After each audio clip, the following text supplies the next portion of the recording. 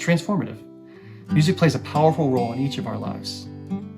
Welcome to the Praying Twice podcast, where we explore all the ways that music touches our deepest and most profound spiritual longings, help us understand more about ourselves, and helps us to understand even the meaning of the whole universe. My name is Martin Doman, and this is the second half of the interview that I did with Dr. Michael Maria Waldstein. He is a wonderful person, a wonderful scholar on a very high level, and a good friend of mine. And I'm just really glad to be able to share this second half of that interview with you today. So if you didn't hear the first one, you missed out, but this episode starts off with the end of listening to the piece of music that we listened to, the Bach piece. So if you didn't listen to the first half of this, you might want to go back and listen to the song, because we're going to start talking about it in a few seconds. So without any further ado, here's the second half of my interview with Dr. Waldstein. So this is a very rich piece of music, clearly, and there's a lot there. I was noticing as you were listening, you sort of were swaying a little bit with the music, just naturally. Take us through your experience emotionally listening to that. Obviously, we could study it, analytically and sort of even emotional content, but what was your experience listening to that? Some people, I don't listen to classical music a lot, so you're deeply steeped in it. So your experience is probably a lot richer just on the first hearing than ours. So just tell us what you're experiencing emotionally as you listen to that. Yeah, it taps into a deep longing, the longing for Jesus as the Savior, as the one who overcomes sin, and who is the bridegroom whom one wants to be embraced by. So it taps into the religious, into my religious life. And in speech, in human speech, when one chats and talks, of course, words have meaning. And in prose, when it's worked out well, the meaning can be intensified. More meaning is packed into words. Poetry is where words, the atomic weight of words becomes really heavy. And you can read a poem again and again, you can memorize it, and the richness that's in it is disclosed by and by. My experience of classical music is exactly like that it's music in the form where the notes, the expressions have great atomic weight, like lead or uranium. They're full of meaning. And for beauty, I think this simultaneity of a clarity of surface with a depth of mystery that the surface communicates, that's a deep characteristic of beauty. Beauty needs both. It needs a clear appearance that's harmonious, and a deep splendor that comes from within that remains mysterious. That's my experience of that piece. Would you say that, to describe that another way, you said beauty has to have two, did you say elements or sort of experience? What was that? Just repeat that again. Yeah. That you said the surface level that is very distinct, and then exactly. You said the second level that's mysterious. Can you just describe that a little bit again? Yes. There's an old pair of concepts by which people have tried to understand beauty, and it comes from Dionysius the Areopagite, okay, early theologian. And he says that beauty has two aspects. There's a harmony in the visible external appearance, and there's a splendor that comes from the depth that's expressed in it. And those two things work together. They're interdependent. The external harmony is partly dependent on the content that's expressed. You can see that in a human face. A human face, on the one hand, has an external appearance. The eyes are in the right place, so they're harmoniously arranged. Yeah. But then it's all held together by the expression of the person from within. And those things are intimately linked. Polarity, yeah, intimately linked, these two things, the external and the internal that's expressed. So you could say it, restate it, if I could restate it, you could say, like, when you're hearing a music piece or someone singing, even a modern piece of music, if you're experiencing that, you see the person, you hear their singing, you can sense let's say there's someone that's singing something very passionately. Several times I've been touched by music that's just someone that's singing something that's so, initially you hear that, like for music, you would hear their vocal tone, right? You would hear whether they're male or female by their voice, potentially. You would start to distinguish these characteristics that are just on the outside, right? You'd hear the actual, whether it's a gravel in their voice or a purity. You hear all of those different things on the external. And then on the internal, you're hearing them say something about their own life, right? Whatever they're, Yeah. They're talking about something that's internal that can only be expressed from the person, right? And you're saying that, Yeah. I think what you're saying is that you hear all of those first elements, which make you think that's beautiful. That person has a good voice or whatever. But then all of a sudden there's another layer. There's a popular show that's called American Idol, and it's a singing competition, right? And many times they'll have contestants on this show that are very technically excellent, right? They're great singers. They have great voices. You can tell every part of their external gift is powerful and well-tuned. But then when they sing, there's something missing, right? Yeah. You can sense that they're sort of going through the motions of the song. They're technically checking off the boxes of the song. And the judges will pick up on this. They'll say, you're a great singer. You're technically amazing, but you can't make it on the show unless you're willing to be vulnerable and show. You have to put more into it. Or they use some sort of innocuous phrase to say, you need to give us more of yourself. Put yourself into it. And I think that's a really great description of what we're talking about here, because everybody can sense it, right? Expression of the depth. People can tell if that's not there. As you know, I have a hard time listening to pop music. And you didn't grow up with it, like you said. Also, I didn't grow up with it. And the music that's sung by the charismatic movement in the liturgy, I find hard to. But when I heard you the first time, it was quite different. Okay. It seemed filled with a genuine content, that there was a strength of depth behind it. You could say in the visual arts, it's like a radiance from within. In music, it's not so much a radiance, because it's not the image so you're saying the externals of the popular nature of what I was singing didn't appeal to you, but the internal part of it helped you to experience it in a different way. To overcome my disgust of the external. It's a very funny story. When you first told me that you listened to praise and worship, you said you broke into a sweat or something. It was just very hard for you. Yeah, but I understand what you mean. When we hear something that's not necessarily our style or what we're accustomed to thinking is beautiful, but then it hits us in a certain way because of the mysterious part, right? There's something else there. I have this, we have to wrap up soon, but I have this, I have this fantasy of playing 21 Pilots for you, which is a band, a modern band that I've discussed on this show. You would probably not get a lot out of it, but I would love to test your theory. In other words, there's this very popular band called 21 Pilots. It's these two guys, but anyway, the guy that writes the music is very, very passionate, and he writes really from the heart. And even though his music is not kind of like in the Christian genre, he is a Christian, and he says all of my songs are informed by my deep Christian faith. So he has a deep faith, and so you don't immediately sense that he's talking to God, but a lot of the language is very, who's going to save me? Can you save me from this or that? You don't usually say to your girl or someone like that, save me from my fears or something like this.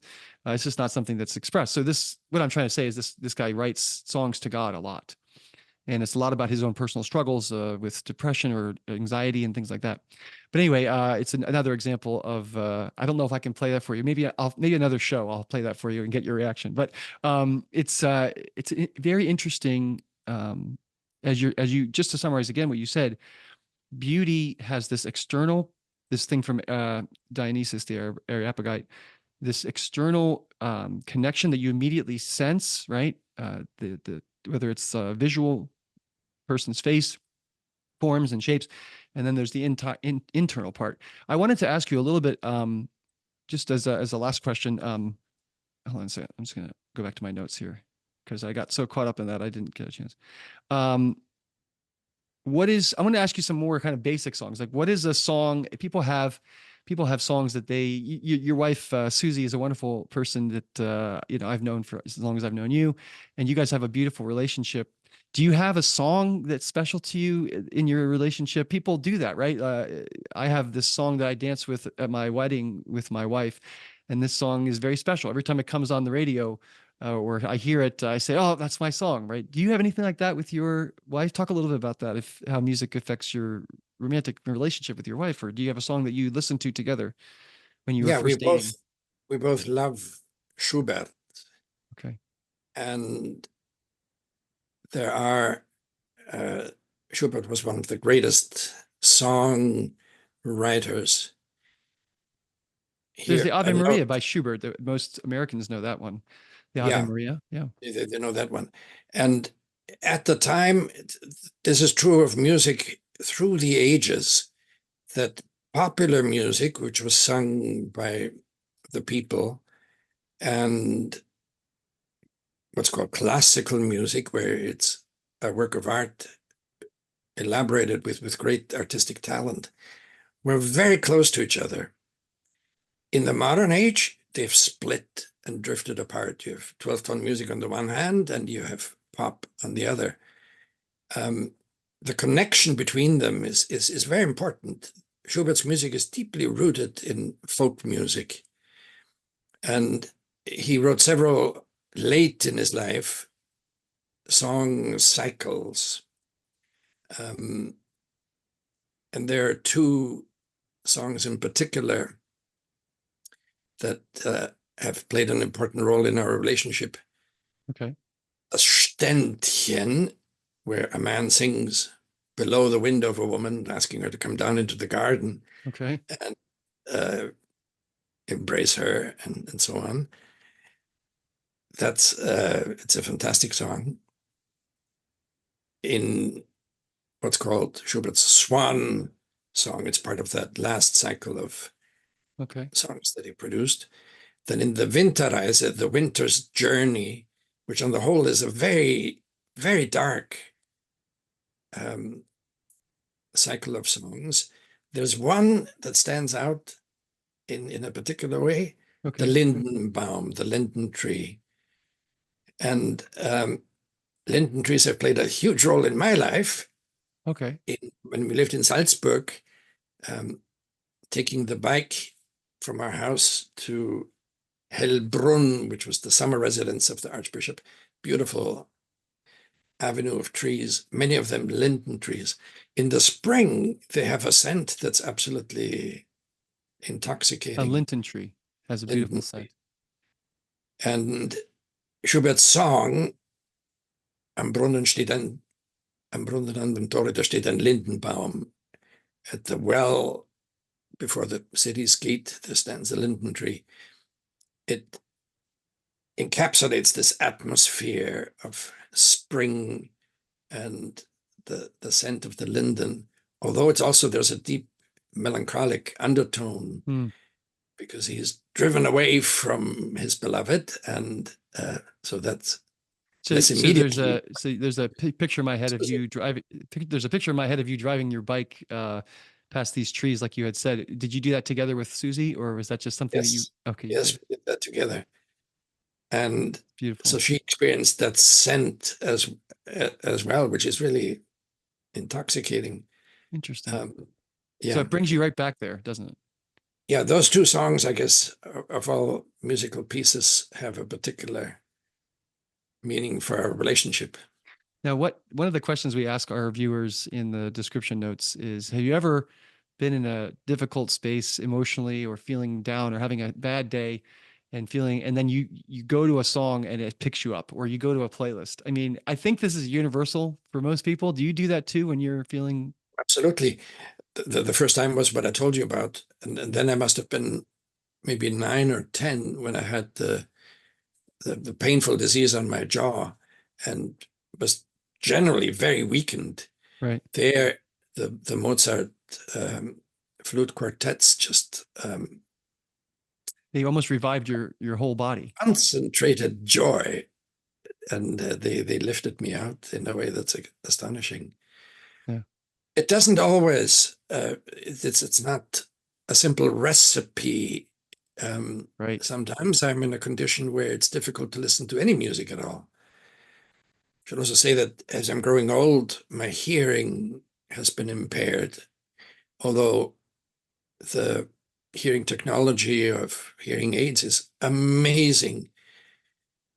I remember getting the latest hearing aid and listening to the Bruckner Ninth Symphony, which is one of my favorites, with Manfred Honig, whom I've come to know personally. And the tears just rolled down my face. Oh, wow. Listening to it again, music has been given back to me. So, Oh, what a wonderful thing. But it's yeah, still, you said there's times where you can't listen to it because you're just right. feeling sad, or something else is happening, or. Yeah, it's hard to pinpoint exactly. Maybe in some conditions, a certain impatience comes with being down and Yeah. yielding oneself to music.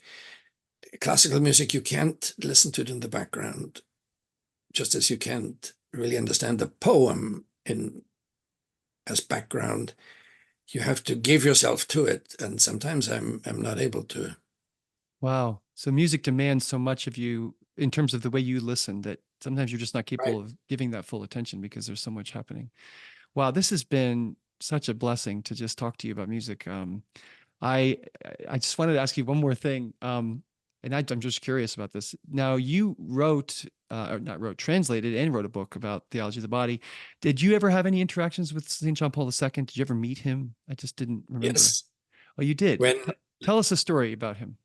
Yes, when I was first when my wife and I, and we had one child then, first arrived in Rome in 1981, right? Were you studying there in Rome? I was studying there at the Pontifical Biblical Institute, and John Paul was at that time doing the theology of the body as Wednesday talks. And so we went to some of the audiences, and having a little baby is a great advantage at an audience because everybody pushes you forward to the edge, because he usually stops for babies. And so people wanted to have him stop around them. And so So you we were very got to, popular with the baby. Yeah. and he talked to us and then kissed the baby. That was a beginning. Later in life, when I was president of the International Theological Institute in Austria, which was practically one of the John Paul II institutes, not called that, but we were part of it. My wife and I were members of the Pontifical Council for the Family, which met once a year.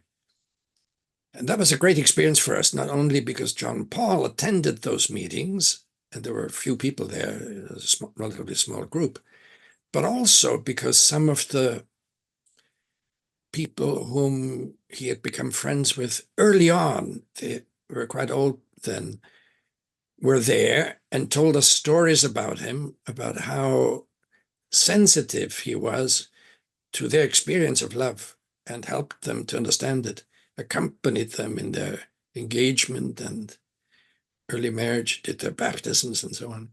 So then we got a fuller image of John Paul, coming to know him personally and hearing these stories about him, which was really. What was it like? Sorry to ask this, but what was it like looking at his face when he would smile or talk? What was that like? It was like a flood of light.